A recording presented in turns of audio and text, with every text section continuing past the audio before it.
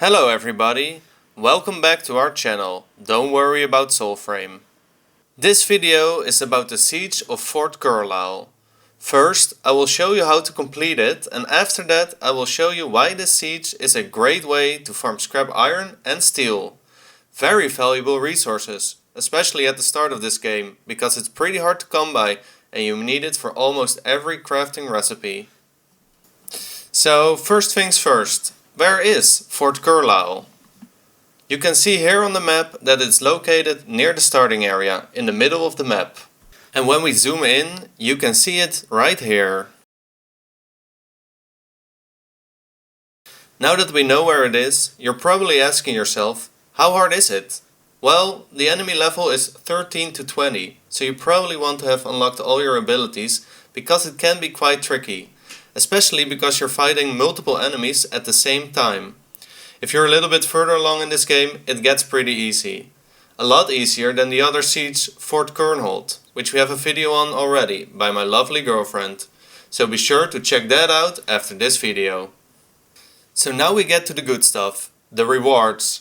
First of all, and by far the most important, runes can drop from completing this siege. There are 3 possible runes you can get. Everflame, a rune for the longsword, Forburn, a rune for the sword and shield, and lastly another Everflame, this time for the greatsword. Besides the runes, you can also get Grin and Ansela fragments. These are both short blades you can craft. And last, and also a little bit least, Odin Infamy. As of this moment, Odin Infamy doesn't actually do anything. But in future updates it should create encounters with the Sinecure. So maybe you want this as high as possible. Now it's time to siege.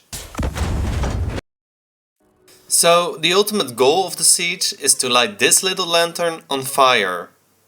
And this is how we do that. First we have to kill Banneret Kilst.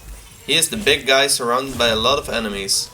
Pro tip, kill the guy in white first because he heals everyone else and that can be really annoying. Ah, here he is. This fight can be a little difficult, with the archers shooting at you, so you can kill them first to make it a little easier. In this case I'm strong enough, so I can just kill him immediately. Once you've killed him, he drops Basulcum Fodder. Don't forget to pick this up, because you're gonna need it to get into the fort. Next you put the fodder into the Basulcum. This is the Odin equivalent of a cannon. Allow me to demonstrate.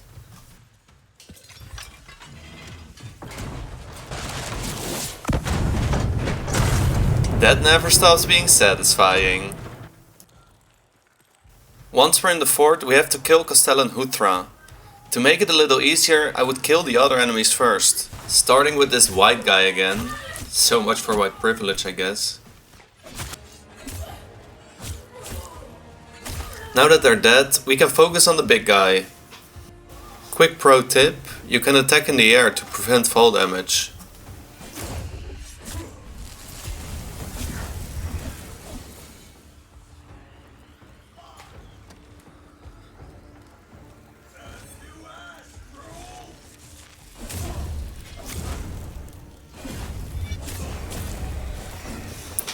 He reminds me of my girlfriend when we just met, always dodging my advances. But there's only so long they can resist my charm. Now you have to pick up the Sinsilk Grappler. We're gonna need it to get to the lantern. Before we go there, you can first loot all the chests if you want. There can be one down here. Not this time, I guess. As well as in all the towers.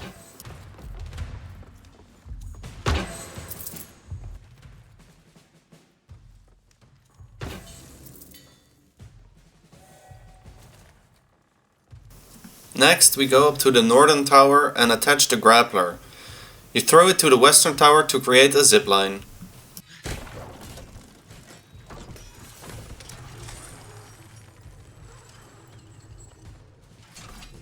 Here we just have to kill the last enemy.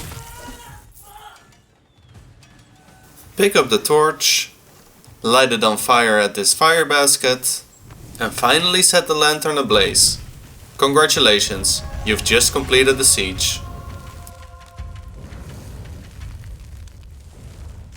And we get a rune as well.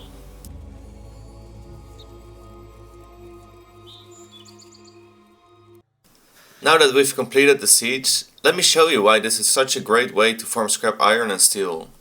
It is because of this. This is a weapon rack, and it can drop scrap iron, steel or brass. I've seen them drop anywhere from 1 to 5 scraps and sometimes even multiple materials at the same time. I didn't even know you could loot this until I was at least 15 hours into the game, so I want to prevent everyone from making the same mistake. The reason Fort Curlail is so good for this is because there are a lot of weapon racks directly in front of the fort, inside the fort and behind the fort. I will show you the exact locations they can spawn. Let's start with directly in front of the fort. I've seen as many as 5 weapon racks spawn here. They can spawn in this little encampment.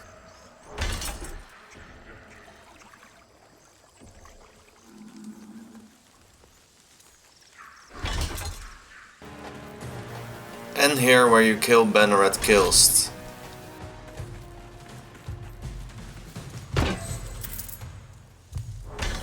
Now let's get inside the fort. I've seen as many as 8 here. Here they can spawn at these locations. This is at the ground floor of the fort.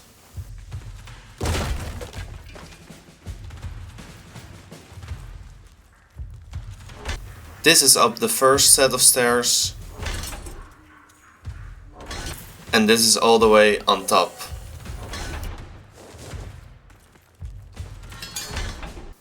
And behind the fort they can spawn here. This is technically still inside the fort, but you only get here after you complete the siege.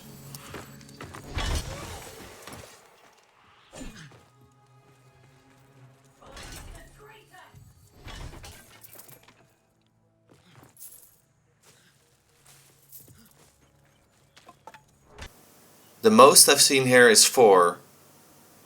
That's a maximum total of 17 weapon racks, each possibly dropping 5 scrap iron or steel. If you complete the siege, it resets after 3 hours, so you can do multiple every day. If you really just want to farm scrap iron and steel, you could start the siege and loot all the weapon racks. Then you log out to reset the map. As long as you don't kill Castellan Huthra, the siege resets and you can do it all over again. This way you can non-stop farm the weapon racks. However, I personally wouldn't recommend doing this because you can also get scrap iron and steel doing other content, and for me it would take the fun out of the game. Thank you for watching, and if you found this video helpful, don't forget to like and subscribe. See you in the next video.